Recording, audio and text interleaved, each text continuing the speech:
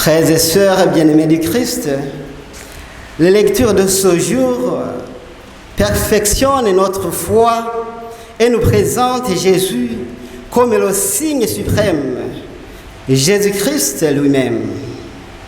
Saint Jacques nous lance cette invitation déconcertante. Considérez comme une joie suprême, mes frères, d'avoir à passer par diverses épreuves.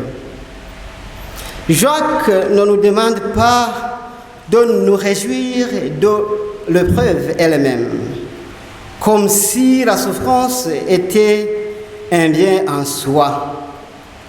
Il nous invite plutôt à nous réjouir dans l'épreuve, à raison de ce qu'elle produit en nous. L'épreuve n'est pas une fin en soi, mais un moyen pédagogique par lequel Dieu façonne, purifie et fortifie notre foi. De même que l'or est purifié par le feu, notre foi est purifiée par l'épreuve. Ainsi, face aux épreuves de notre vie, nous ne devons pas nous appuyer uniquement sur notre propre force ou notre intelligence limitée. Nous devons plutôt humblement demander à Dieu la sagesse nécessaire pour comprendre le sens de ce que nous vivons et y répondre de manière juste.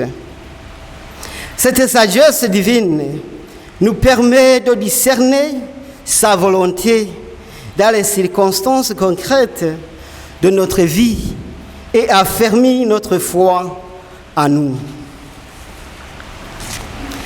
Dans l'Évangile, les pharisiens veulent un miracle qui dispenserait de la foi, un miracle qui transformerait celui-ci en évidence contraignante.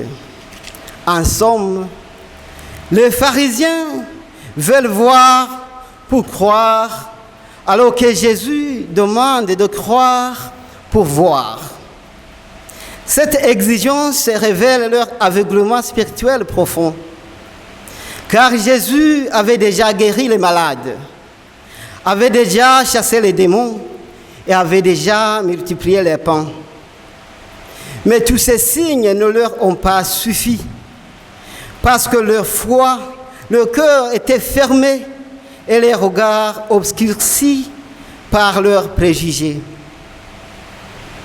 Ils refusent systématiquement de reconnaître en Jésus le Messie envoyé par Dieu. Pourtant, Dieu nous a déjà donné un signe suprême. Jésus-Christ, sa vie, sa mort et sa résurrection. Chaque jour, il nous donne des signes de sa présence, dans la beauté de la création, dans l'amour entre nos frères et sœurs, dans la paix qui nous habite malgré nos épreuves de notre vie.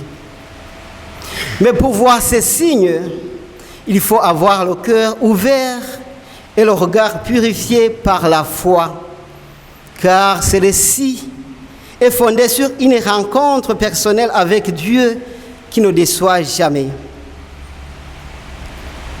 Que cette Eucharistie, signe humble et discret de la présence réelle du Christ, fortifie notre foi et nous donne la force de traverser toutes les épreuves avec confiance et espérance. Amen.